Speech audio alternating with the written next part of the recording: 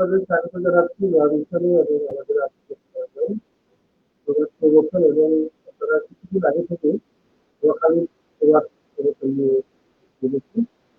আজকে আমরা পঞ্চগড়ের প্রবাদ এবং প্রবর্তন নিয়ে এসেছি এবং আমার সাথে রয়েছেন রবিউর রহমান। আমরা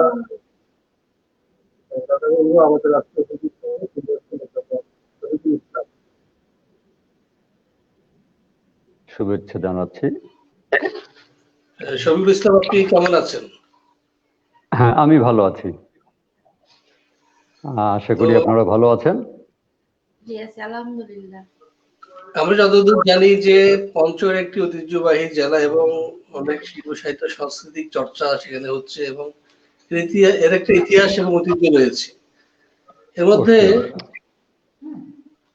তো এ বিষয়ে প্রথমে আমরা একটু শুনি পঞ্চগড়ের ইতিহাস ঐতিহ্য সম্পর্কে একটু সংক্ষেপে শুনি, এরপর আমরা আমাদের আলাপ যেতে পারবো। পঞ্চগড়ের ইতিহাসের দিক থেকে বলতে গেলে পঞ্চগড় নিঃসন্দেহে খুব প্রাচীন একটা জনপদ।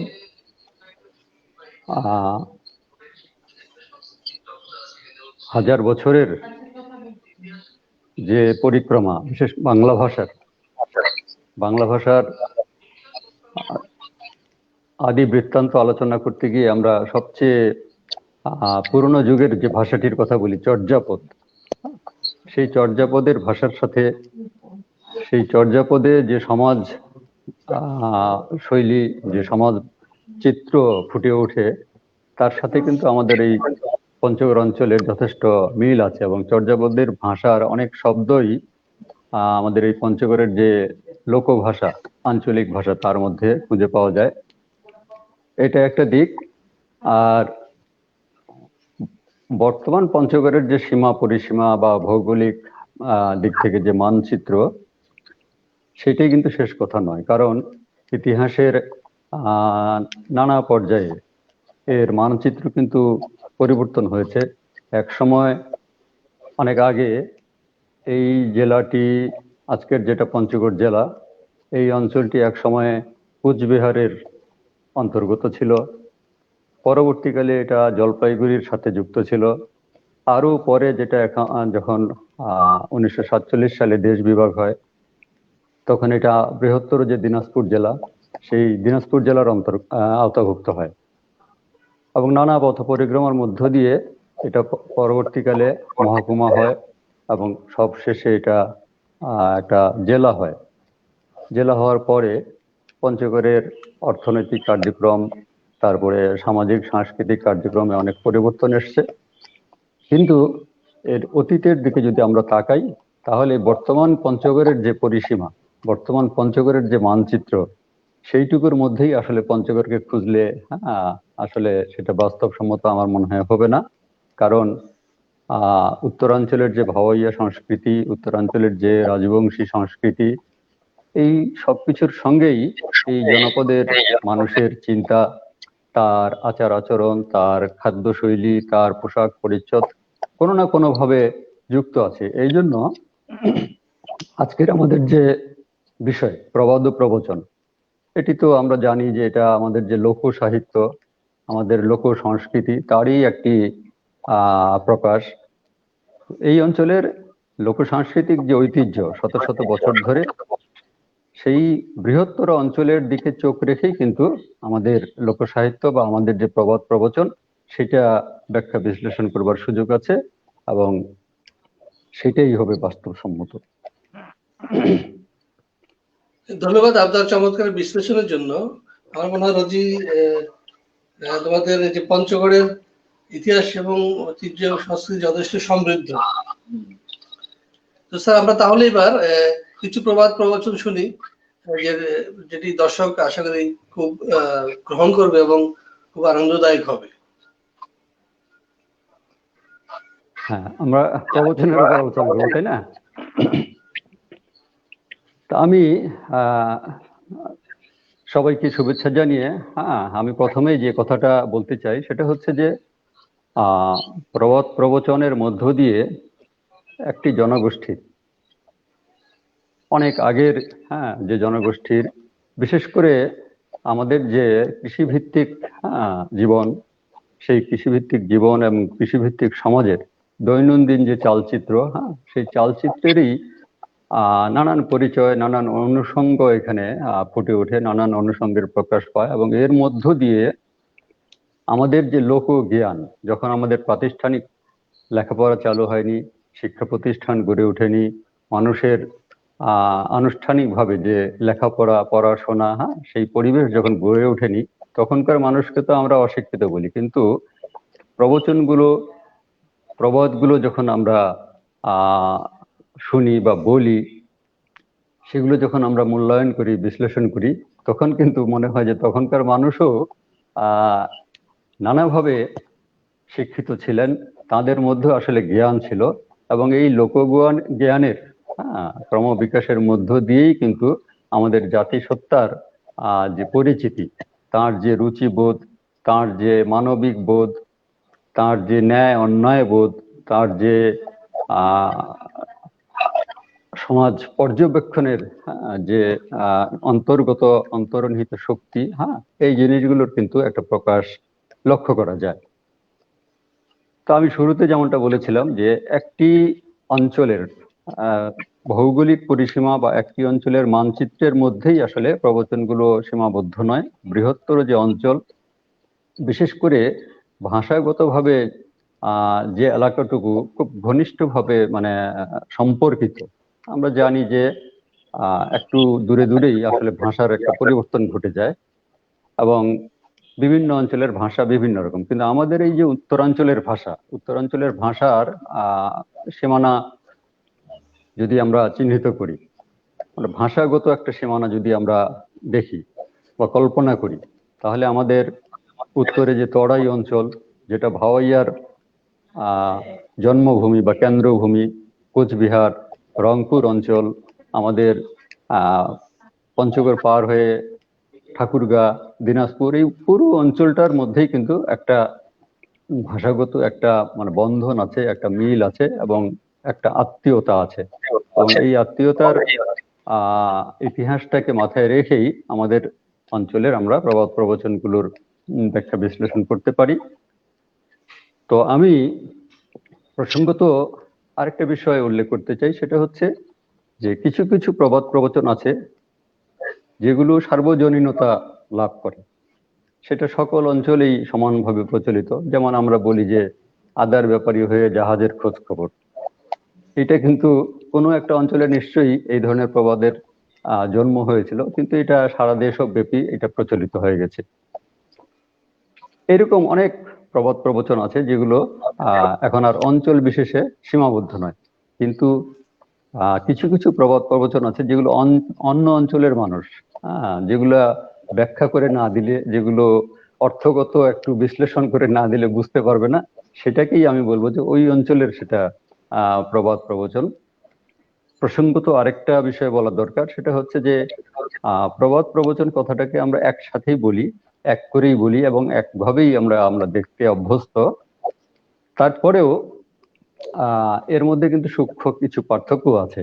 প্রবাদ প্রবচনের পার্থক্য করাটা খুব মুশকিল, তবে অন্তত এইটুকু এখানে মাথায় রাখা যায়, এইটুকু এখানে বিবেচনায় রাখা যায়, সেটা হচ্ছে যে প্রবাদ হচ্ছে একেবারে লোকমুখে বা একেবারে লোক সমাজের গভীর থেকে আর কি যে বচনগুলো উঠে এসছে, যে কথাগুলো উঠে এসছে, যেগুলোর কোনো লিখিত রূপ নেই, যেগুলো মুখে মুখেই প্রচলিত, যেগুলো সাধারণত রূপকার্থে ব্যবহৃত হয়, যেগুলোর বক্তব্যের মধ্য দিয়ে একটা রূপক কল্পনা করা হয় এবং এক ধরনের বক্তব্য উঠে আসে এবং লোকমুখেই এগুলো যুগ যুগ ধরে প্রচলিত হয়ে আছে, এইগুলোই প্রবাদ। আর কিছু একই ধরনের কিছু বচন আছে যেগুলোর লিখিত রূপ আছে, যেগুলো বিভিন্ন সময়ে বিভিন্ন কবি তাদের কবিতায় বা তাদের গীতি কবিতায় বা তাদের লেখায় ব্যবহার করেছিলেন এবং সেগুলোর অংশ বিশেষ বা সেগুলোর লিখিত রূপ পরবর্তীকালে প্রবচনের পরিচিতি পেয়েছে। সেগুলো পরবর্তীকালে সেগুলো ওই প্রবাদের সঙ্গে যুক্ত হয়ে গেছে। এইভাবে এই জিনিসগুলো প্রবচনের রূপ নিয়েছে। এই জিনিসটা অনেকটা আমরা যেমন লোকগীতি আর পল্লীগীতি, এই দুটোকে আমরা কিন্তু প্রায় সময় মানে সাধারণভাবে একই মনে করি। হ্যাঁ, কিন্তু এর মধ্যে কিন্তু একটা পার্থক্য বিশেষ আছে। হ্যাঁ, লোকগীতি ওই ঠিক লোকমুখে প্রচলিত যে সমস্ত গান, যেগুলোর গীতিকার বা যেগুলোর রচয়িতা, হ্যাঁ, একেবারে সুনির্দিষ্টভাবে একটু খুঁজে পাওয়া মুশকিল। হ্যাঁ, সেগুলোই আমাদের দেশের প্রচলিত লোকগীতি।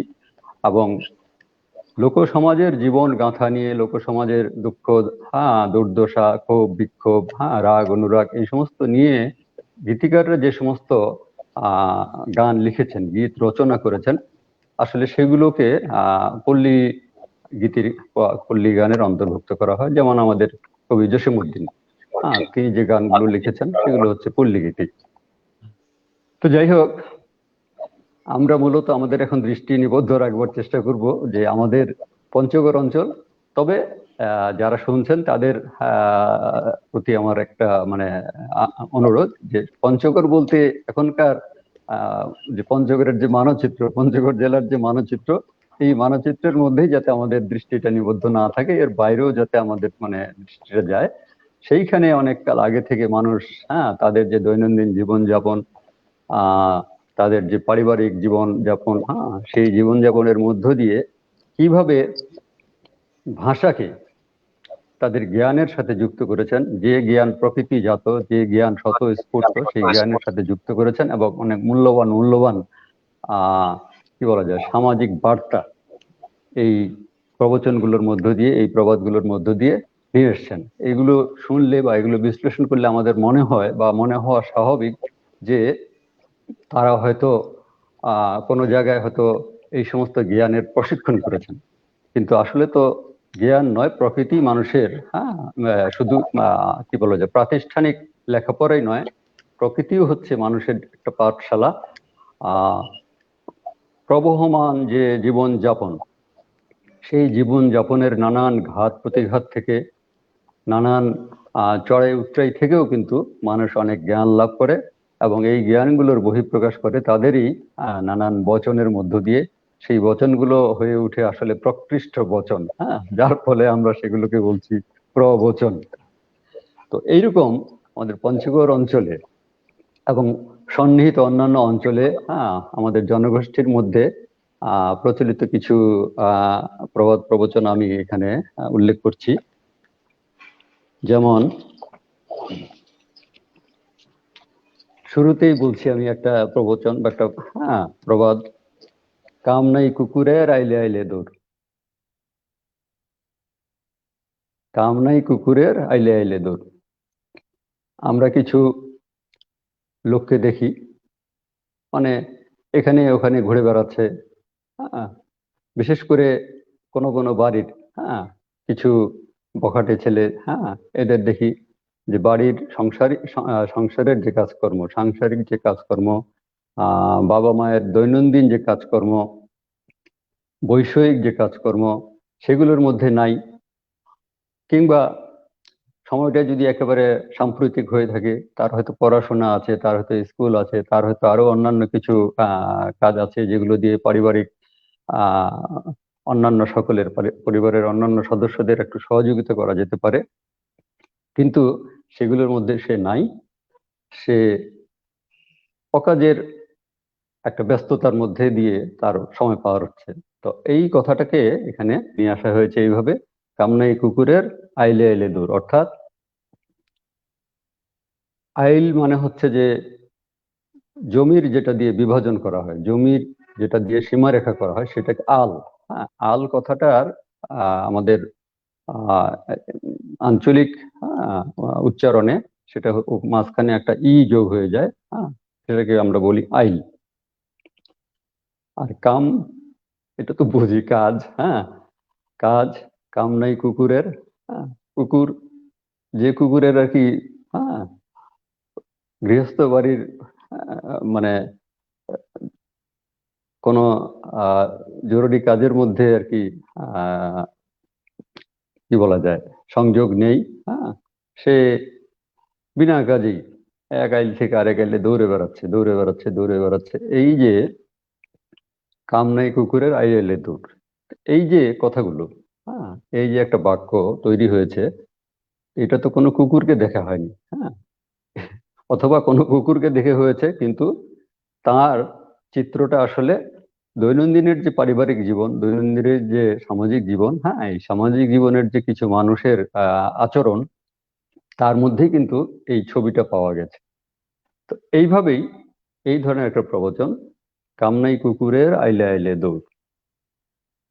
তো এই দৌড় যে তার চলে, হ্যাঁ, সেটা কিন্তু লক্ষ্যহীন, সেটা গন্তব্য কি, হ্যাঁ, সেটা আবিষ্কার করা খুব কঠিন।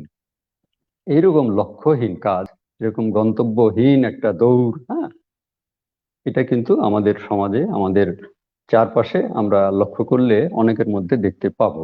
হ্যাঁ, তো এই যে দেখতে পাওয়া, হ্যাঁ, এর মধ্য দিয়ে কিন্তু একটা সামাজিক বাস্তবতার ছবি, একটা চিত্র আমাদের চোখের সামনে চলে আসছে। একটা ছবির মতো একটা আমরা আমাদের সমাজকে দেখতে পাচ্ছি।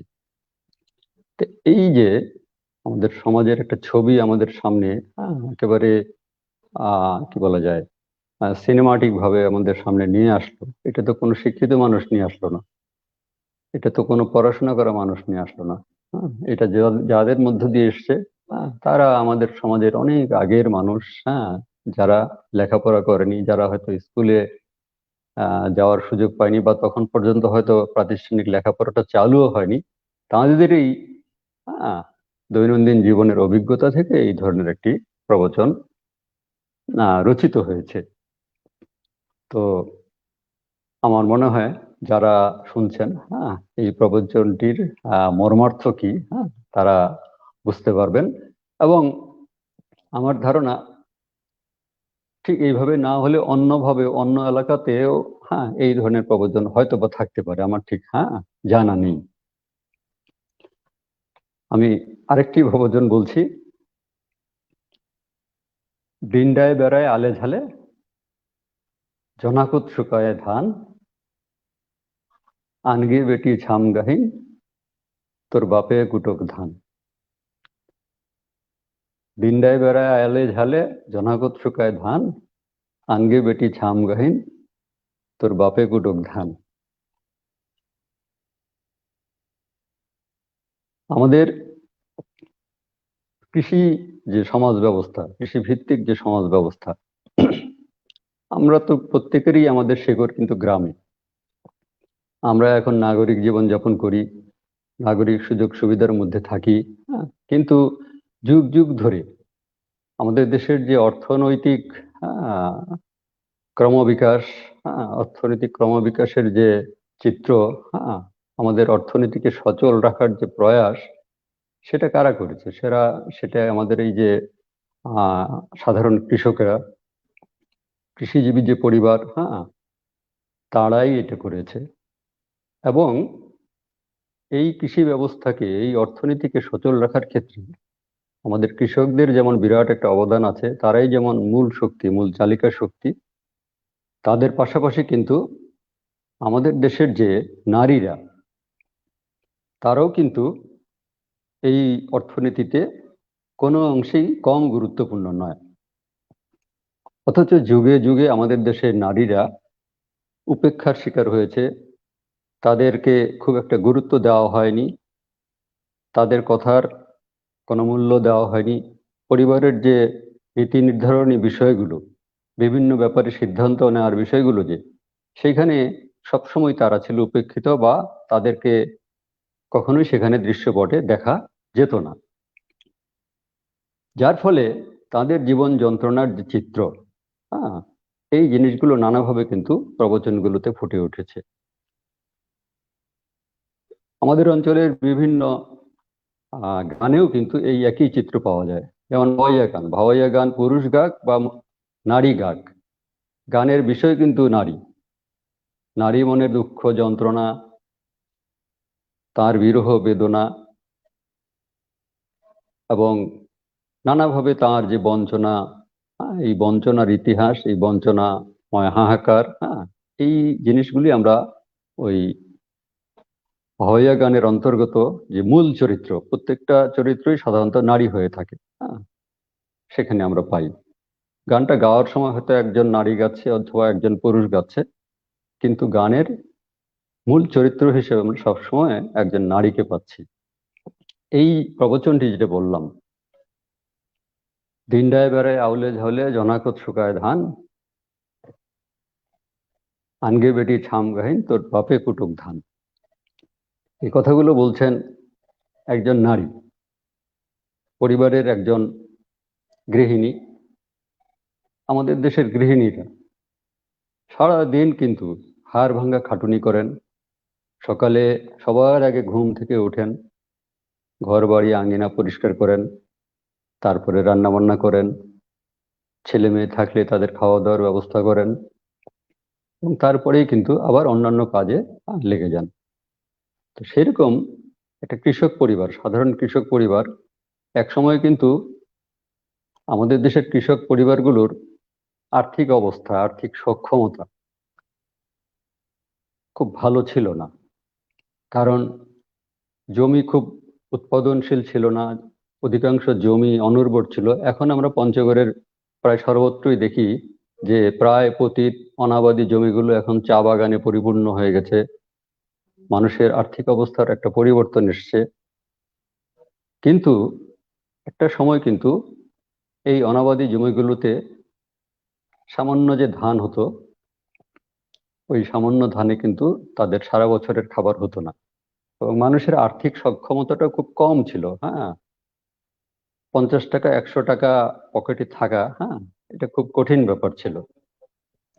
সেই রকম একটা সামাজিক বাস্তবতার মধ্যে বিশেষ করে এমন একটা সময় আসতো যখন জমি থেকে ধান কাটা, সেই ধান বাড়িতে সিদ্ধ করা, এবং সেই ধান ছামগাহিন মানে আমাদের যে হাত চালিত যে মানে ঢেকি, সেই ঢেকিতে কুটে সেখান থেকে চাল ঝেড়ে ঝুড়ে তোলা, তারপরে রান্না করা, এইভাবেও এক একটা সংসারের দুপুরের বা রাতের খাবারের সংস্থান করতে হতো। এখানে দেখা যাচ্ছে যে বাড়ির স্বামী পুরুষ যেটা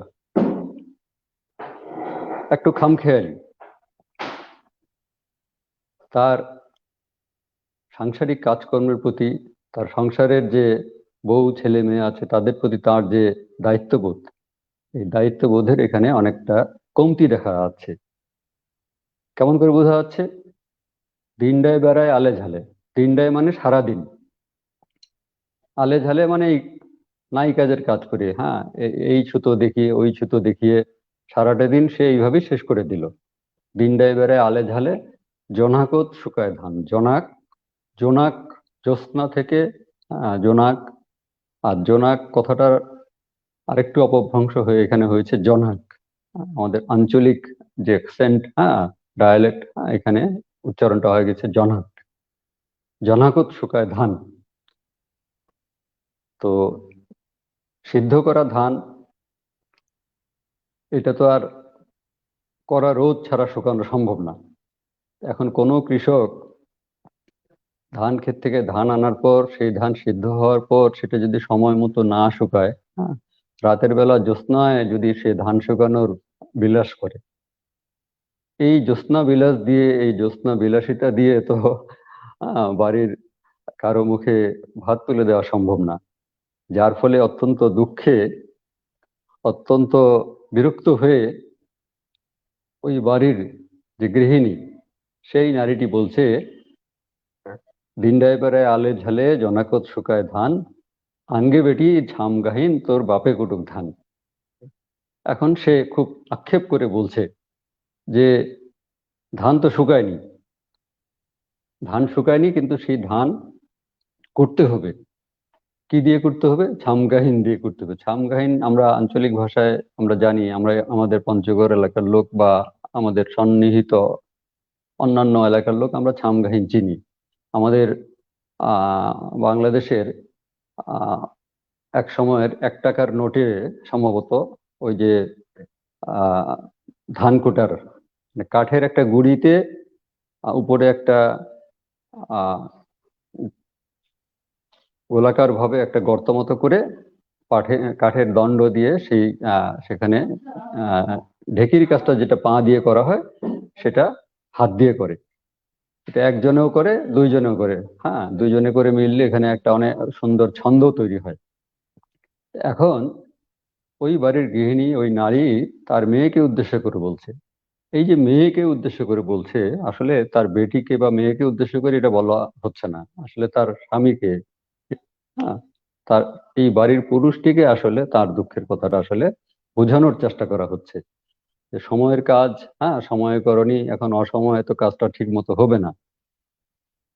আনগে বেটি ছাম গাহিন তোর বাপে কুটক ধান, অর্থাৎ ছাম গাহিন আনো, আমরা ছাম গাহিন তৈরি করে দিই, রেডি করে দিই, ওখানে ওই যে কাঁচা ধানগুলো যেগুলো শুকায়নি, হ্যাঁ, সেগুলো ওখানে, হ্যাঁ, মজুত করে দিই। এখন তোমার বাপে এটা কাজ করুক, তোমার বাপে এই কুটাকুটির কাজটা করুক, হ্যাঁ, তোমার বাপেই এখন কাহিনটা চালাক। এই যে কথাগুলো, এই কথাগুলোর মধ্যে কিন্তু আমরা গভীর একটা জ্ঞানের বহিঃপ্রকাশ লক্ষ্য করছি, যার মুখ দিয়েই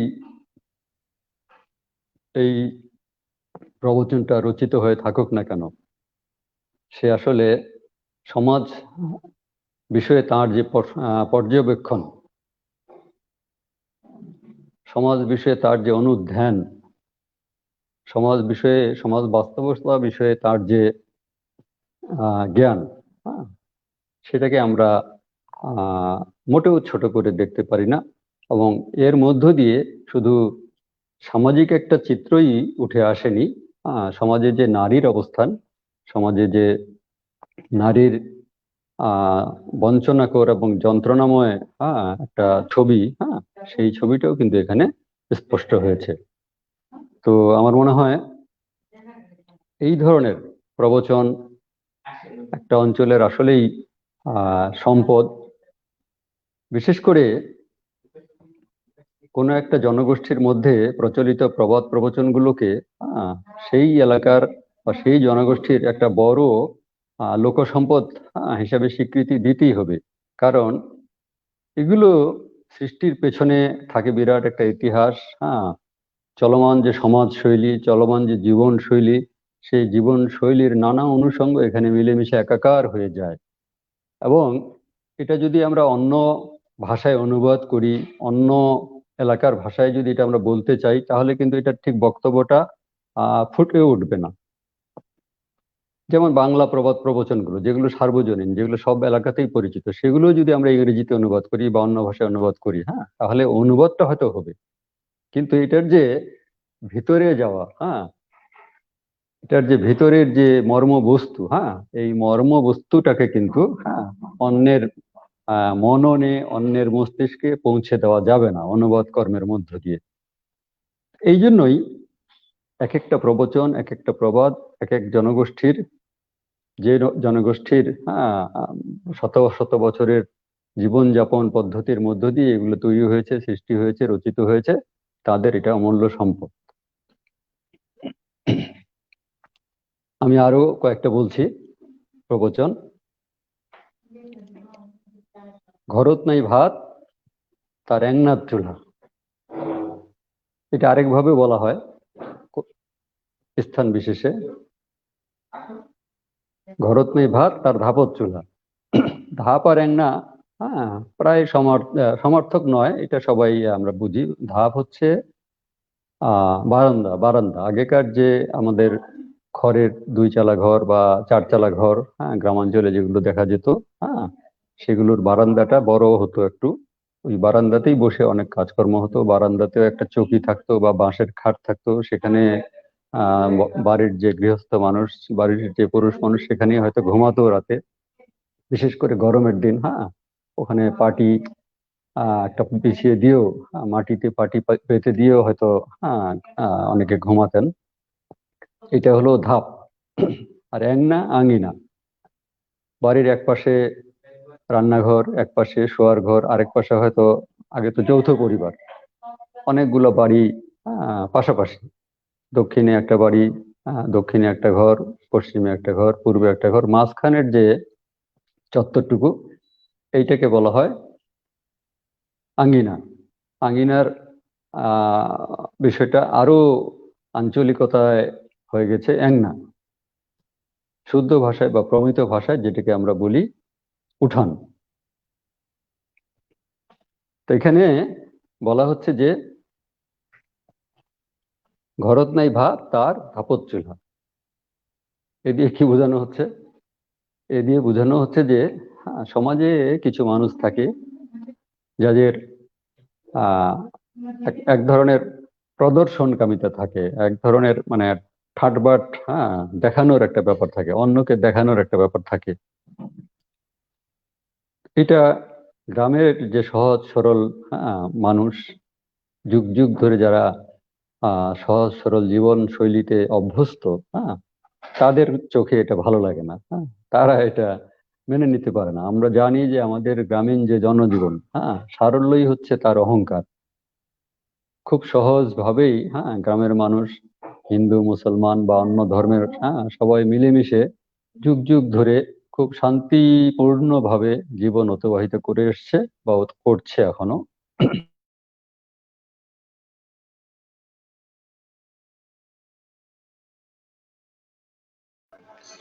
হ্যাঁ ভাইয়া, আজান দিচ্ছে, আজানটা শেষ হওয়ার পরে আমরা আবার শুরু করি।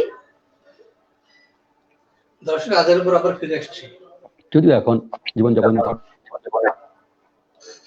আজানের পর আবার ফিরে আসছি। ওর নেট শেষ হয়ে গেছে।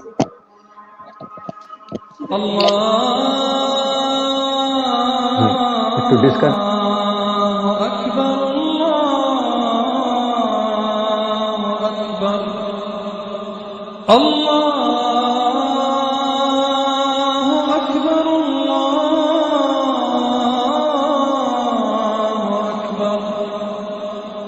أشهد أن لا إله إلا الله أشهد أن لا إله إلا الله أشهد أن محمدا رسول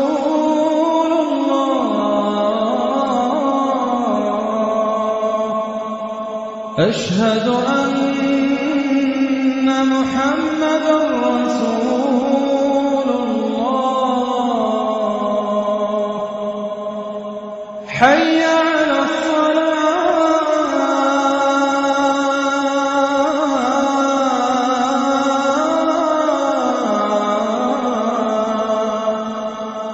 حي على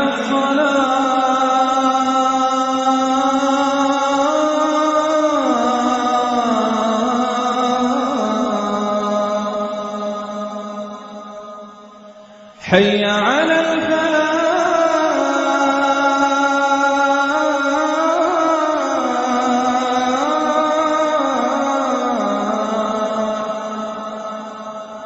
حي على الفلاح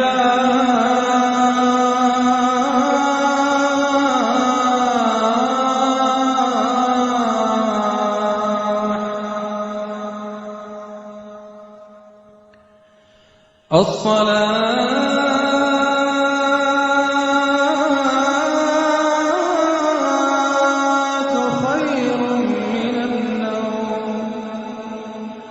الصلاة خير من النوم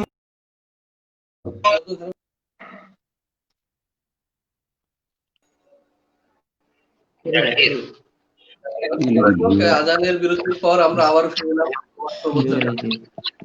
আমাদের সাথে পঞ্চগড় থেকে, এবং আমরা পঞ্চগড়ের প্রবাদ প্রবচন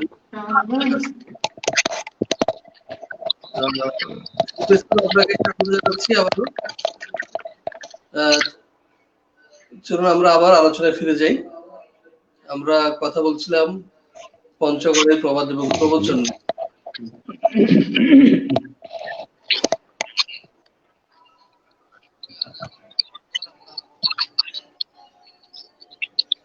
জি, আমরা আবার শুরু করতে পারি।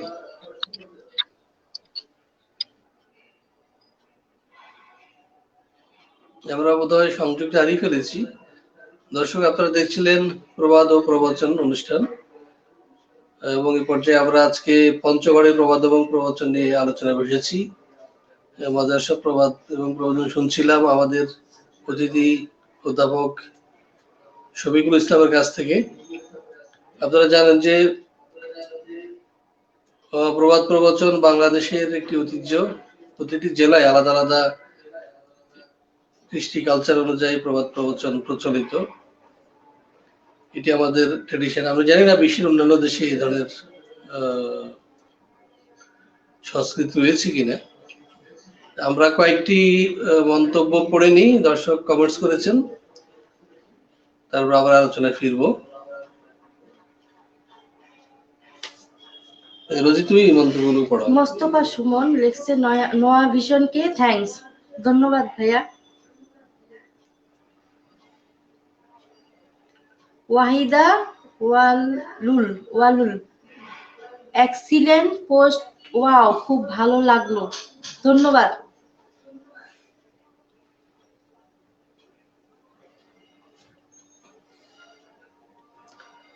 সম্ভবত দুটি ছিল মন্তব্য, আপনাদের অভিনন্দন জানাচ্ছি। দর্শক, নোয়া ভিশন সবসময় চেষ্টা করে মাটির মানুষের কথা বলতে, মাটির মানুষের শিল্প সাহিত্য সংস্কৃতি তুলে ধরতে। এবং আপনারা জানেন যে বাংলাদেশ মানেই কিন্তু ঢাকা বা চট্টগ্রাম নয়, বা একটা বিভাগীয় শহর নয়। বাংলাদেশ মানে হলো যে ৬৮,০০০ গ্রাম। তো মূলধারার যে গণমাধ্যম রয়েছে সেখানে দেখা যায় যে শুধুমাত্র রাজধানীর খবর, মন্ত্রীদের খবর, মন্ত্রীরা কে কোথায় যাচ্ছেন, প্রধানমন্ত্রী কি বলছেন, তারপরে কোন নেতা ধরা পড়লো, কার জেল হলো, এইসব খবর। কিন্তু আমাদের প্রান্তিক জীবনে যে অনেক খবর রয়েছে, অনেক সংস্কৃতি রয়েছে, অনেক আনন্দ বেদনার গল্প রয়েছে, সেগুলি কিন্তু এই মূলধারা গণমাধ্যমে আসে না। বিশেষ করে অভাব অনটনের কথাও কিন্তু গণমাধ্যমে উঠে আসে না। এই জন্য এইসব বিষয় বিবেচনা করে আমরা এই নোয়া ভিশনের যাত্রা, যেখানে আমরা সাধারণ মানুষের হাসি কান্না দুঃখ বেদনা আমরা তুলে ধরতে চাই, তাদের কথাগুলোই আমরা শুনতে চাই এবং শোনাতে চাই, তাদের সংকটগুলো আমরা জানতে চাই এবং জানাতে চাই। সুতরাং আপনারা যারা নোয়া ভিশনে অংশগ্রহণ করতে চান তারা আমাদেরকে অবশ্যই ইনবক্স করে জানাবেন আপনাদের মোবাইল নাম্বার সহ, যাতে করে আমরা আপনার সাথে যোগাযোগ করতে পারি। আপনারা আমাদেরকে আপনাদের মূল্যবান মতামত জানাবেন, কি ধরনের অনুষ্ঠান দেখতে আপনারা পছন্দ করেন সেগুলো জানাবেন, তাতে করে নোয়া ভিশন সমৃদ্ধ হবে। দর্শক, আমরা আবার সংযুক্তি ফিরে পেয়েছি। আশা করছি শফিকুল ইসলাম আপনি আমাদের কথা শুনতে পাচ্ছেন। তো তাহলে আমরা আবার আলোচনায় ফিরে যাই। আমরা আলোচনা ছিলাম প্রবাদ এবং প্রবচন, পঞ্চগড় জেলা। হ্যাঁ, মাঝখানে একটু সংযোগ বিচ্ছিন্ন হয়ে গেছিলাম। তো আমি যা বলছিলাম, হ্যাঁ, আপনিও একই কথা বললেন। সেটা হচ্ছে যে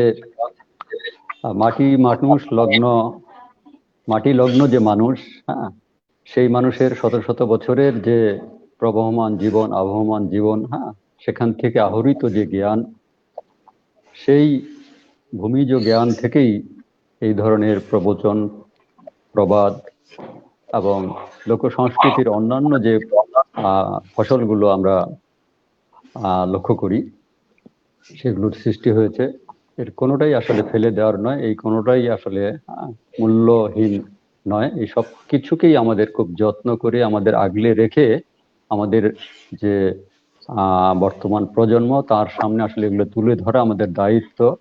কারণ আমাদের পূর্বপুরুষদের, আমাদের অতীতকে যারা নির্মাণ করেছেন, ভিত্তি গড়েছেন আমাদের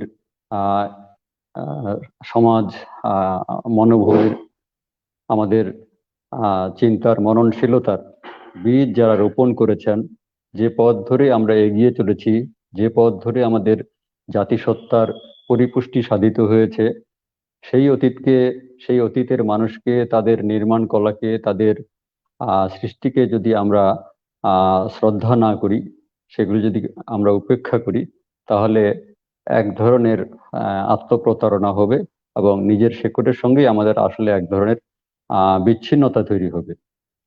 শিকড় বিচ্ছিন্ন মানুষ তো আসলে পূর্ণাঙ্গ মানুষ রূপে পরিচয় নিজেকে দিতে পারে না। যাই হোক, আমাদের আলোচনাটা আজকে মূলত ফোকাসটা আমাদের হচ্ছে আমাদের পঞ্চগড় অঞ্চলের যে প্রবাদ প্রবচন, হ্যাঁ, সেগুলোর উপর। আমি কয়েকটা প্রবাদ প্রবচন এখানে ইতোমধ্যে বলেছি। এরপরে আমি একটি প্রবচন বলছি।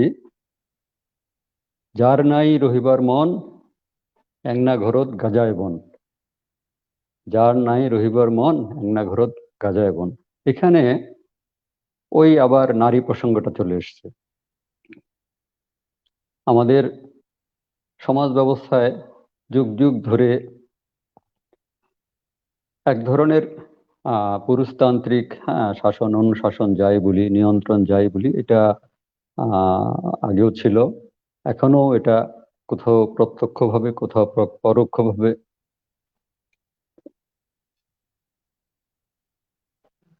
কোথাও প্রত্যক্ষভাবে, কোথাও পরোক্ষভাবে, কিন্তু এটা এখন পর্যন্ত, হ্যাঁ, আমাদের সমাজে আছে। যে কোনো পরিবারে, ওই পরিবারের রীতিনীতি, ওই পরিবারের যে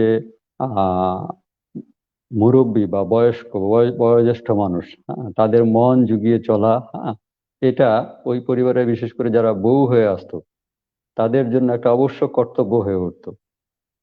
এটার ব্যত্যয় ঘটলেই তার নানান রকমের গঞ্জনা জুড়ত, নানাভাবে তাকে কথা শুনতে হতো। এইরকমই একটি চিত্র এখানে আমরা কিন্তু পাচ্ছি। যার নাই রহিবার মন, নেংনা ঘরত গাজায় বন। মানেটা কি? অনেক সময় দেখা যাচ্ছে যে একটি পরিবারে, ভিন্ন একটি পরিবার থেকে, ভিন্ন একটি পরিবেশ থেকে যে বউটি এসছে, যে নববধূটি এসছে, হ্যাঁ, প্রথম কিছুদিন কোনোভাবে সে এই পরিবারের আবহাওয়াটা হয়তো বুঝে নেওয়ার চেষ্টা করেছিল।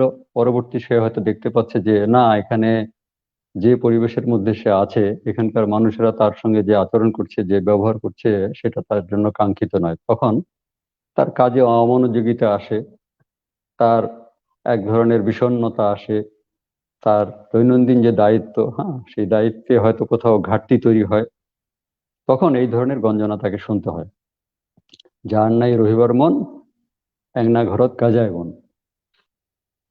কথাটার বিশ্লেষণ করলে, অক্ষরগত বিশ্লেষণ করলে যেটা দাঁড়ায়, যার একটা পরিবারে সংসার করার ইচ্ছা নেই, যার স্বামীর ঘরে বা শ্বশুর বাড়িতে সবার সঙ্গে মিলেমিশে চলার সদিচ্ছা নাই, সে নানান অজুহাত তৈরি করবে, নানান রকমের বিরোধ তৈরি করবে। একনা ঘরত গাজায় বন, অর্থাৎ একটা ভালো বউয়ের লক্ষণ হচ্ছে যে তার ঘর উঠোন পরিষ্কার পরিচ্ছন্ন করে রাখা, হ্যাঁ, কোথাও যেন ঘাস গজাতে না পারে, সবসময় একেবারে, হ্যাঁ, কোনো চমৎকার একটা পরিবেশ তৈরি করে রাখা, বাড়ির সবারই যাতে এটা সন্তুষ্টির কারণ হয়। কিন্তু যখন দেখা যায় যে একজন নববধূ বা একজন একটি বাড়ির কোনো এক বধূ বা বউ, হ্যাঁ, তার কাজের মধ্যে সেরকম মনোযোগ নাই, যার ফলে তার বাড়ির যে উঠান, সেখানে দিনের পর দিন আগাছা হচ্ছে, ঘাস গজাচ্ছে, তাহলে বুঝতে হবে যে এই বাড়িতে সংসার তার মানে সেইভাবে পালন করার ইচ্ছা নাই, এবং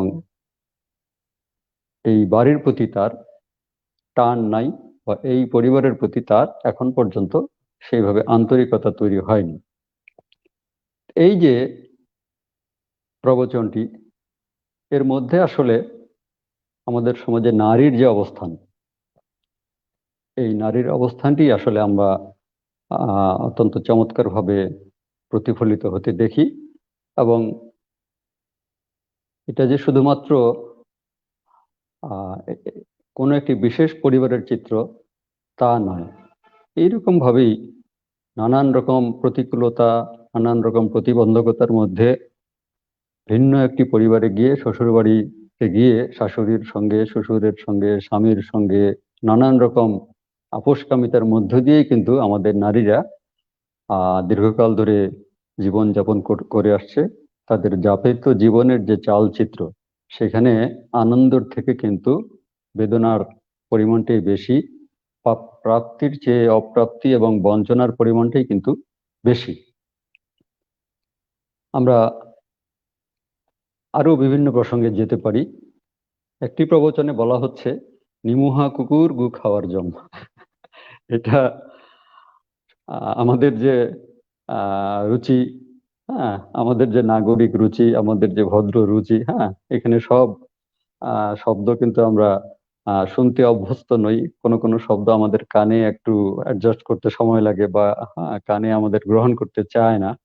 কিন্তু গ্রামীণ জনপদে সাধারণ মানুষের মুখে মুখে কিন্তু ওই অনেক আদি রসাত্মক গল্প, আদি রসাত্মক গান, কাহিনী, অনেক প্রবচন, হ্যাঁ, এগুলো কিন্তু খুব সাধারণভাবেই বিভিন্ন ভাবে প্রচলিত ছিল বা এখন পর্যন্ত আছে। অনায়াসেই তারা অনেক কথা বলে, যেগুলো হয়তো আমরা ভদ্র পরিবেশে বলি না বা বলতে চাই না, বা এটা বলাটাকে আমরা শোভন মনে করি না। এখানে বলা হচ্ছে যে নিমুহা কুকুর গু খাওয়ার জম।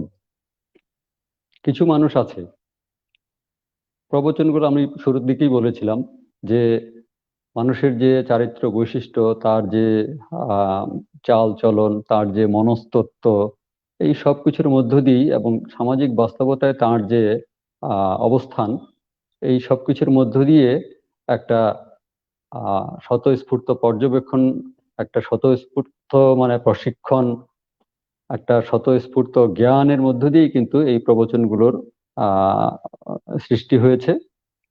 তো আমাদের এই আঞ্চলিক ভাষায়, আমাদের এই এলাকার ভাষায় এখানে বলা হচ্ছে নিমুহা কুকুর গু খাওয়ার জন্য। কিছু কিছু মানুষ আছে যাদেরকে আপাত দৃষ্টিতে খুব ভদ্র মনে হয়, কিন্তু ভেতরে ভেতরে কিন্তু সে অনেক অপকর্ম করে যাচ্ছে। এখন তখনকার কথা বাদ দিলাম, আমরা যদি সাম্প্রতিক কালে, সমসাময়িক কালে আমাদের সমাজ ব্যবস্থার একটু কাটাছেঁড়া করি, আমাদের সমাজটাকে যদি একটু ব্যবচ্ছেদ করি, যে কোনো একটা অফিসে যদি যাই আমি, অফিসটির বড় কর্তা অত্যন্ত সুন্দর টাই টুই পরে আছেন, কিন্তু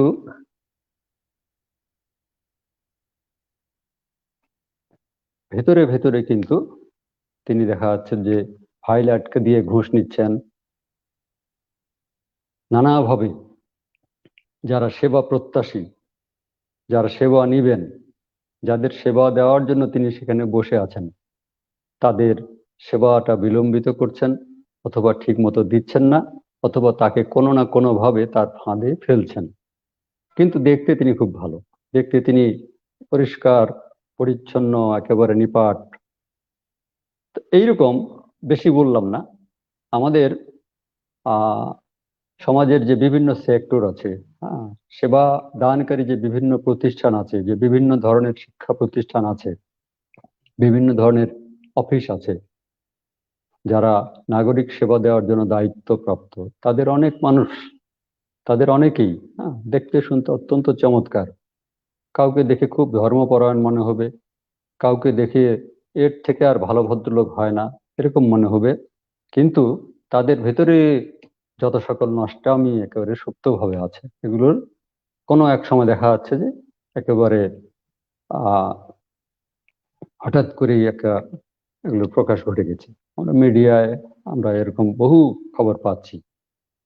তখন হয়তো এরকম একটা পরিবেশে আমরা বলতে পারি, এরকম একটা পরিবেশে আমরা এই উপমাটি বা এই প্রবচনটি আমরা সঠিকভাবে ব্যবহার করি, যে বা লোকটাকে তো ভালো দেখলাম, লোকটা সম্পর্কে তো ভালো জানতাম, কিন্তু সে ভিতরে ভিতরে এই করে, নিমুহা কুকুর গু খাওয়ার জন্য।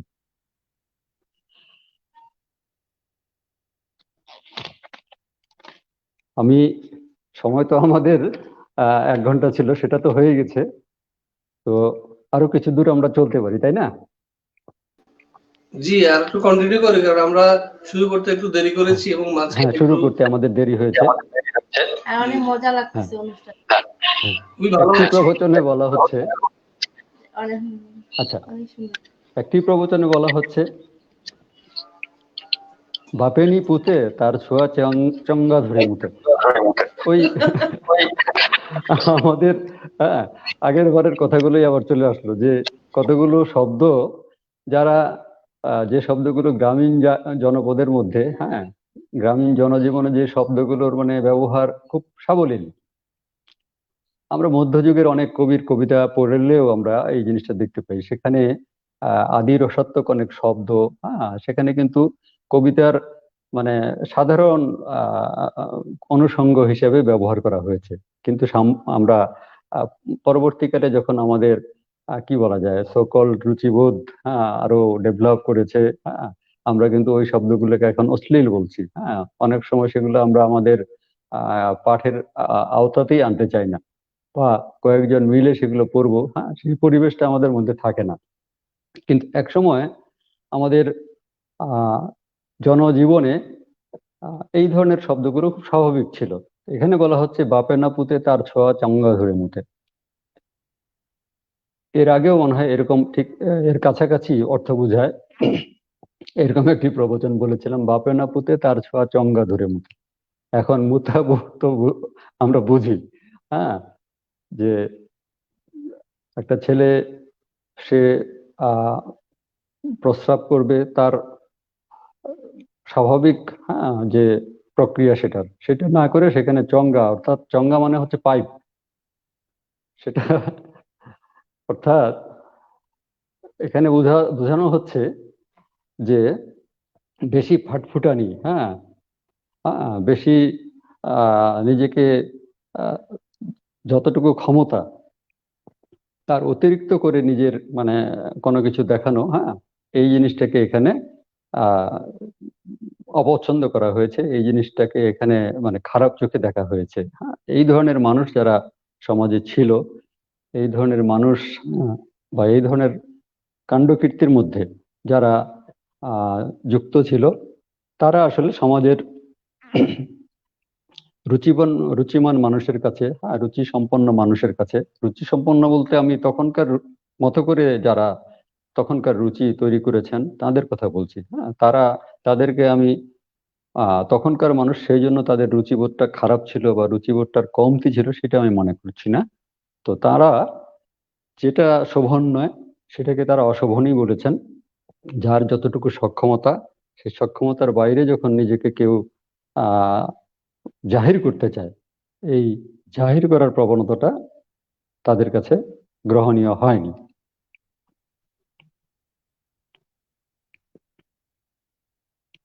আরেকটা প্রবচনে বলা হচ্ছে আইমাই রহিতে বিলাইয়ের মাথাত সিন্দুর। আইমাই রহিতে বিলাইয়ের মাথাত সিন্দুর, অর্থাৎ আমরা অনেক সময় দেখা যাচ্ছে কি যে যোগ্য নয় তাকে নিয়ে নাচানাচি করি। যার একটা পদক বা একটা সম্মাননা পাওয়ার কথা নয়, তার গলায় সেই পদকটি ঝুলছে, সেই সম্মাননাটি তার ভাগে যাচ্ছে, কিন্তু যিনি নীরবে নীরবে লোকচক্ষুর আড়ালে অনেক কাজ করে যাচ্ছেন দেশের জন্য, সমাজের জন্য, অনেক মানুষকে সেবা দিয়ে যাচ্ছেন, তার কিন্তু আমরা কেউ খোঁজখবর রাখি না। এখন বিড়ালের মাথায় সিঁদুর পরানো, এটার তো দরকার নেই। বিড়ালকে খাবার দেওয়া, বিড়ালকে যত্নার্থী করা, এইটুকু ঠিক আছে, সেটা যদি পোষা বিড়াল হয়। কিন্তু একটি পরিবারের জন্য, একটি সমাজের জন্য যারা ভালো কাজ করলো, যারা নানাভাবে অবদান রাখলো, যাদের চিন্তা জুড়ে পরিবারের অন্য সকল সদস্যের মঙ্গল চিন্তাটা কাজ করছে, মঙ্গল চিন্তাটা সক্রিয় আছে, তার খবর কিন্তু কেউ রাখছে না, তাকে কেউ কিন্তু গণনার মধ্যে আনছে না। কিন্তু দেখা যাচ্ছে যে অপাত্রে অপাত্রে ঘি ঢালা, অপাত্রে এখানে দেখা যাচ্ছে যে ঘি ঢালা হচ্ছে, যার যেটা প্রাপ্য নয় তাকে সেটা দিয়ে আমরা নাচানাচি করছি। এই কথাটাই এখানে এসছে এইভাবে যে আইমাই রহিতে বিলাইয়ের মাথার সিন্দুর। বিলাই বিড়াল, সিন্দুর তো বুঝি সিঁদুর। আরেকটা প্রবচনে বলা হচ্ছে সুতপার সম মুতপার ফম। ওই একেবারে খোদ গ্রামীণ জনপদের যে ভাষা সেটাই চলে আসলো। সুতপার মানে যখন আর কি ঘুমানোর জন্য শুতে যাব বিছানায়, সুতপার সম। আর মুতপার, আমরা আমাদের যাদের বাচ্চা আছে ছোট, আমরা কি করি, যখন সে ঘুমাবে ঘুমানোর আগে তাকে আমরা বলি, হ্যাঁ, যে যা একটু আর কি, হ্যাঁ, বাথরুমে যা, হ্যাঁ, একটু পেচ্ছাপ টেচ্ছাপ লাগলে একটু এটা সেরে নিয়ে আয়, না হলে আবার, হ্যাঁ, ঘুমাতে ঘুমাতে যদি বিছানা নষ্ট করে ফেলে। তো এই অভ্যাসটা কিন্তু, হ্যাঁ, আমাদের আছে। কিন্তু এখানে বলা হয়েছে জিনিসটা প্রতীকী অর্থে। সমাজে এমন কিছু মানুষ দেখি যে ঠিক যখন কাজটা শুরু হবে তখন তার এইটা মানে খেয়াল হচ্ছে, ওইটা খেয়াল হচ্ছে, হ্যাঁ, এটা করা হয়নি, এটা করা হয়নি, এটা করে আসি, হ্যাঁ, এইরকম নানান অজুহাতে বা এরকম নানান মানে আহ, অমনোযোগে তার যে মূল কাজ, সেই মূল কাজটাতেই দেখা যাচ্ছে যে সে পিছিয়ে আছে, মূল কাজটাই তার বিলম্বিত হয়ে যাচ্ছে। তো এই যে একটা কাজের প্রতি মানে ঠিক সিরিয়াস না থাকা, একটা কাজকে বা একটা দায়িত্বকে গুরুত্ব সহকারে না নেওয়া, এটা কিন্তু কোনো কোনো সময় সেই সংশ্লিষ্ট ব্যক্তির বিপদ ডেকে আনে না, তার পাশাপাশি তার সঙ্গে ওই কাজের সূত্রে যারা যুক্ত বা জড়িত তাদের জন্য অনেক ক্ষতির কারণ হয়ে যেতে পারে।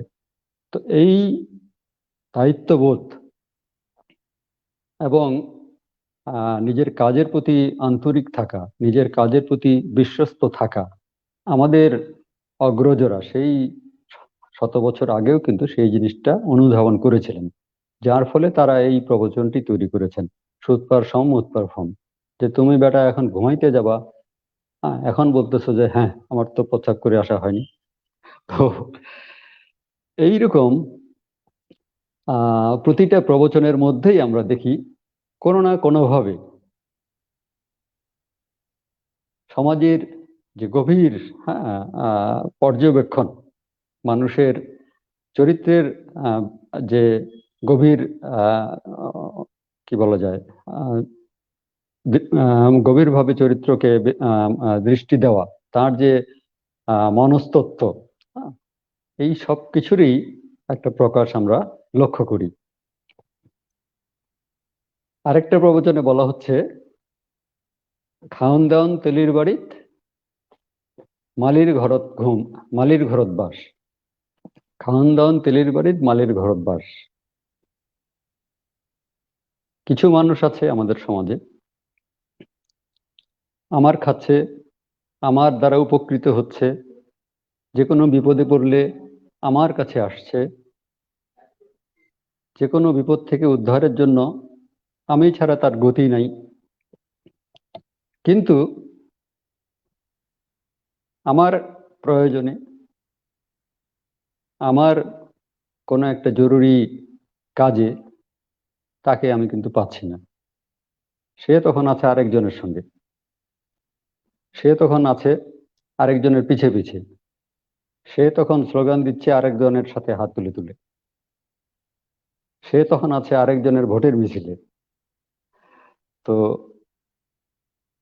সমাজের মানুষের এই যে চরিত্র, হুম, এই বিচিত্র চরিত্র আমরা কিন্তু আমাদের বাংলা সাহিত্যের একেবারে প্রথম দিককার যে উপন্যাস আলালের ঘরের দুলাল, পেরিচাঁদ মিত্র যেটা লিখেছেন, কলকাতায় আস্তে আস্তে নগরায়ন হচ্ছে, আশপাশের বহু মানুষ সেখানকার ওই যে দপ্তরগুলো, কোর্ট কাছারিগুলো, সেখানে এসে কাজ করছে, নানান রকম অপরাধের, জমি সংক্রান্ত বিরোধের, আরো বিভিন্ন রকমের মামলা মোকদ্দমার সেখানে বিচার কার্য হচ্ছে, এবং এগুলোর সঙ্গে বহু মানুষ বিচিত্রভাবে যুক্ত হয়ে যাচ্ছে।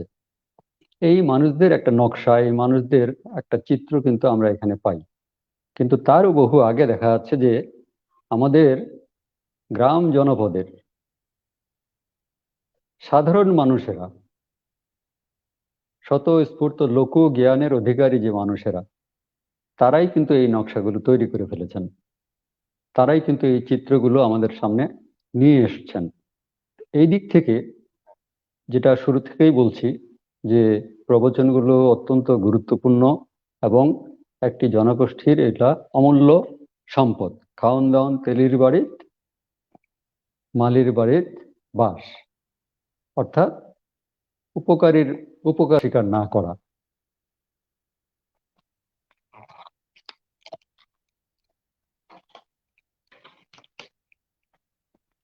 আরেকটি প্রবচনে বলা হচ্ছে, আরেকটি প্রবচন বলছি, আজি কি বুঝিব মাই বুঝা পাবো কাইল, হাত ধরে পার করিলে বড় বড় আইল। আপনারা শুনেছেন কিনা? এটা কিন্তু খুব প্রচলিত, হ্যাঁ, একটা প্রবচন। হ্যাঁ, আহ, আমার মায়ের কাছ থেকে, হ্যাঁ, ছোটবেলায় এটা শুনতাম, প্রায় বিভিন্ন প্রসঙ্গে বলতেন। মা নয়, আমাদের আরো অন্যান্য মুরব্বী যারা, তাদের কাছ থেকে এটা শুনেছি। এর মধ্য দিয়েও কিন্তু একটা সামাজিক বাস্তবতা, হ্যাঁ, সামাজিক জীবনে যে নানান ঘাত প্রতিঘাত থাকে, নানান ঘাত প্রতিঘাতের মধ্য দিয়ে, নানান চড়াই উতরাই পার হয়ে যে আমাদের আসলে সামনে এগিয়ে যেতে হয়, জীবন সংগ্রাম এক কথায়। হ্যাঁ, এই জীবন সংগ্রামের একটা দিক এখানে ইঙ্গিত করা হয়েছে। আজ আজ কি বুঝিব ভাই মাই, মাই মানে হচ্ছে মেয়ে, আজ মানে আজ, আজ কি বুঝিব মাই বুঝাবো কাইল। আজকে তুমি বুঝতে পারবে না, আজকে তুমি খুব আদর যত্নে আছো, হ্যাঁ, আজকে তুমি আহ ওই যে বাপের হোটেলে ভাত খাওয়া, হ্যাঁ, বাপের হোটেলে বসে ভাত খাচ্ছ, হ্যাঁ, আজকে তো তুমি জীবনের যে কি বাস্তবতা, জীবন যে কত কঠিন, হ্যাঁ, সেই জিনিসটা আজকে তুমি বুঝতে পারবে না। বুঝে পাবো কাইল অর্থাৎ ভবিষ্যৎ জীবনে, ভবিষ্যতে তুমি, হ্যাঁ, এই যে জীবনের সংগ্রাম, হ্যাঁ, সংগ্রামের মধ্য দিয়ে যে জীবনে প্রতিষ্ঠিত হতে হয়, সংগ্রামের মধ্য দিয়ে যে জীবনের মানে এই যে কি বলা যায় যে সিঁড়িগুলো, হ্যাঁ, সেই সিঁড়িগুলোতে উঠতে হয়, হ্যাঁ, এটা তুমি আহ পরবর্তী জীবনে বা ভবিষ্যৎ জীবনে এটা তুমি বুঝতে পারবে। হাত ধরিলে, হাত ধরে পার করিলে বড় বড় আইল, অর্থাৎ তোমাকে নানান জনের হাত ধরে ধরে, নানান জনের সাহায্য সহযোগিতায় নিয়ে, কখনো শিক্ষকের, কখনো অভিভাবকের, কখনো বড় ভাইয়ের, কখনো ছোট ভাইয়ের, কখনো বোনের, বিভিন্ন জনের সাহায্য সহযোগিতা নিয়ে তোমাকে কি করতে হবে, জীবনের এক একটা সিঁড়ি পার হতে হবে, জীবনের এক একটা সিঁড়ি তোমাকে উঠতে হবে। বড় বড় আইল, আইল তো আমরা বুঝি যে ওই যে জমির আল, হাত ধরে পার করিলে বড় বড় আইল। আইল যদি হাত ধরে পার করা না যায়, তাহলে বর্ষার সময় যদি হয়, তাহলে আহ আইল ধসে পড়ে যাওয়ারও সম্ভাবনা আছে। পাশে হয়তো পুকুর টুকুর আছে, সেখানে হয়তো ডুবে যাওয়ারও সম্ভাবনা আছে। অর্থাৎ প্রত্যেকটা সিঁড়ি যদি ঠিকভাবে না ওঠা যায়, তাহলে যে কোনো সময় দুর্ঘটনা ঘটার সম্ভাবনা আছে। অর্থাৎ জীবন পথে চলতে গিয়ে প্রতি পদে পদে বিপদ আছে, প্রতি পদে পদে প্রতিবন্ধকতা আছে। এই প্রতিবন্ধকতাগুলোকে জয় করার জন্য আমাদের নানান জনের সহযোগিতা নিতে হয়, এবং নানান জনের সহযোগিতা নেওয়ার মধ্য দিয়ে নিজের সক্ষমতা এবং নিজের দক্ষতা, এই সব কিছুকে কাজে লাগিয়ে জীবনে কি হতে হয়, প্রতিষ্ঠিত হতে হয়, জীবন সমুদ্রে সঠিকভাবে হালটা পাইতে হয়। তো এইভাবেই আহ জীবন যুদ্ধে একজন মানুষ আহ শেষ পর্যন্ত টিকে থাকে, শেষ পর্যন্ত জয়ী হয়। তো এখানে আমরা দেখতে পাচ্ছি যে বহু বহু আগে আমাদের এই জনপদের, হয়তোবা সন্নিহিত অন্যান্য যে এলাকা রয়েছে, সেখানেও যারা তখনকার জীবনকে খুব গভীরভাবে অনুধ্যান করেছেন, তখনকার জীবনকে যারা গভীরভাবে পর্যবেক্ষণ করেছেন, তখনকার পারিবারিক জীবন ব্যবস্থায় যারা ওতপ্রোতভাবে যুক্ত থেকে সেটাকে উপলব্ধি এবং অনুধাবন করার চেষ্টা করেছেন, তাদের লোকজ্ঞান থেকেই, তাদের নিজস্ব উপলব্ধি থেকেই তাঁরা এই কথাগুলো বলেছেন। আজ কি বুঝব বুঝা পাবো কাইল, হাত ধরে পার করিলে বড় বড় আইল।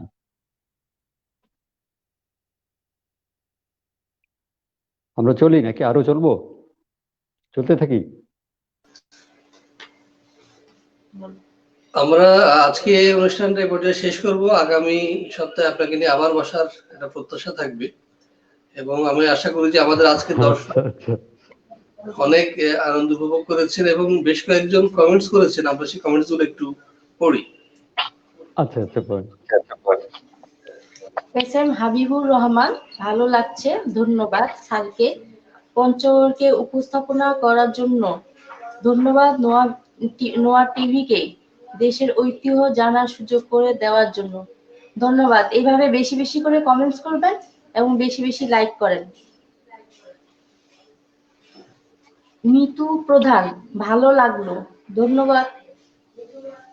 হ্যাঁ, মৃদু প্রধানকে আমি চিনি। ঠিক আছে, ধন্যবাদ মিতুকে। শাহনাজ রানী নাকি? হ্যাঁ হ্যাঁ, শাহনাজ রানী। হ্যাঁ, আলতাফ হোসেন সর্দার, ভেরি ভেরি নাইস, ধন্যবাদ ভাইয়া। ফরিদা হীরা, খুব মজা পাচ্ছি। হ্যাঁ, ফরিদা আপা অনেক ধন্যবাদ। ফরিদা আপা হচ্ছেন আমাদের পঞ্চগড় এর আগে উনি সংরক্ষিত মহিলা আসনে এমপি ছিলেন, আমার খুব প্রিয়জন। উনি দেখছেন, এই জন্য ওনাকে ধন্যবাদ। না আসলে কিন্তু অনুষ্ঠানটা অনেক আনন্দের হয়েছে, মানে মজা লাগছে, আমার নিজেরও ভালো লাগছে, মানে এত এনজয় করছি অনুষ্ঠান। আমার ছোটবেলার সব কথাগুলো মনে পড়ে গেছে, আমার আব্বা যেভাবে বলতো আর কি, প্রবচন গুলা। হ্যাঁ, এগুলো তো হচ্ছে কি, মানে একেবারে গ্রাম পর্যায়ের মানুষ যদি এগুলো বলে, তাদের কাছ থেকে এগুলো শুনতে আসলে আরো ভালো লাগবে। হ্যাঁ, আমাদের গায়ে তো একটা ছাপ পড়ে গেছে শহরে। হ্যাঁ, আমরা গ্রামের মানুষের মতো করে কিন্তু এই জিনিসগুলো উপস্থাপন করতে পারছি না। হ্যাঁ, এটা জাস্ট তাদের অনুকরণ করে বলছি। হ্যাঁ, আমাদেরটা একেবারে অকৃত্রিম যে জিনিসটা, হ্যাঁ, সেই অকৃত্রিম জিনিসটা কিন্তু আমাদের কথার মধ্য দিয়ে উঠে আসা সম্ভব নয়। হ্যাঁ, এটা একেবারে কিছু কিছু গ্রামে মানুষজন এখনো আছেন যারা এগুলোর একেবারে কি বলা যায়, মানে ভান্ডার। হ্যাঁ, তাদের ভান্ডারে অনেক আছে। তো এদেরকে এখন খুব মানে বিরল আর কি, সহজে দেখা যায় না। আর এখনকার প্রজন্মের মধ্যে তো এই জিনিসগুলোর চর্চা নেই। আমাদের যে লোক সম্পদ যা কিছু, এগুলো তো এখন আস্তে আস্তে সব ওই যে মিউজিয়ামে চলে যাচ্ছে, বা এই যে এরকম মিডিয়ায় চলে যাচ্ছে। এগুলো এখন আমরা এগুলো থেকে এখন দূরবর্তী হয়ে যাচ্ছি। এগুলো যত এখন চর্চা হয়, এগুলো যত এখন তাদের কাছে পৌঁছে দেওয়া যায়, হ্যাঁ, ততই কিন্তু আমাদের জন্য ভালো। আপনি যথার্থ বলেছেন। আমাদের নোয়া মিশনের লক্ষ্যই সেটা হচ্ছে যে আমাদের যে মাটির সম্পদ, আমাদের যে লোক ঐতিহ্য সংস্কৃতি, সেটাকে বিলুপ্তির হাত থেকে রক্ষা করা, সেটাকে চর্চার মাধ্যমে আবার ফিরিয়ে নিয়ে আসা। এগুলো শুধুমাত্র সম্পদ নয়, এটি আমাদের দরকার প্রাত্যহিক জীবনে। কারণ আমরা কোরআনের আয়াত শুনি না, হাদিসও শুনি না, প্রবাদ প্রবচনও শুনি না, তাহলে আমাদের বাবা মা আমাদেরকে গাইড করে না, আমাদের দাদা দাদি আমাদেরকে বলে না কোনটা ভালো কোনটা খারাপ, এবং আমাদের যে জনগোষ্ঠীকে চিনিও দেয় না যে কে কেমন। আমাদের যাবিত জীবনে অনেক মানুষের অনেক আচার কিন্তু এইসব প্রবাদ প্রবচনের মাধ্যমে উন্মোচিত হচ্ছে, অনেক মুখোশও কিন্তু উন্মোচিত হয়, অনেকে চেনা সহজ হয়ে যায়, বা আয়নার মতো আমরা অনেক কিছু দেখতে পাই এইসব প্রবাদ প্রবচনের মাধ্যমে। এবং যিনি এইসব দুরাচারী, যারা এইসব কিছু কিছু মানুষ আছে যাদের ভিতরে একরকম বাইরে আরেক রকম, তারাও সতর্ক হয়ে যায় যে না, আসলে তো আমি তো এমন, এটা তো হওয়া উচিত নয়। সুতরাং এটা একটা শিক্ষার একটা জায়গা। প্রবাদ প্রবচন এমনিতে উৎপত্তি হয় নাই, আর এটা শুধুমাত্র হাসি আনন্দ তামাশার জন্য কিন্তু সৃষ্টি হয় নাই, বা চর্চা করা উচিত নয়। এখানে অনেক গুণের অর্থগুলো বোঝার একটা বিষয় রয়েছে, এবং এটি আমাদের সমাজের জন্য, পরিবারের জন্য খুবই দরকারি। এই কারণে আমরা চেষ্টা করছি যে শুধুমাত্র পঞ্চগড় নয়, সারা বাংলাদেশের যে কোনো জেলার প্রবাদ প্রবচনকে আমরা সাধুবাদ জানাবো। কারণ এটা আমাদের ঐতিহ্য, এটা আমাদের সম্পদ, এবং এটি আমাদের সমাজে বর্তমানে খুবই দরকার।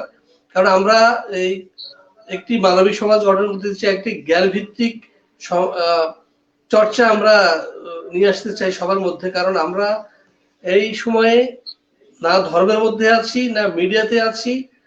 আসলে আমরা মানুষরা কিন্তু বিভ্রান্ত, আমাদের লক্ষ্য স্থির নাই।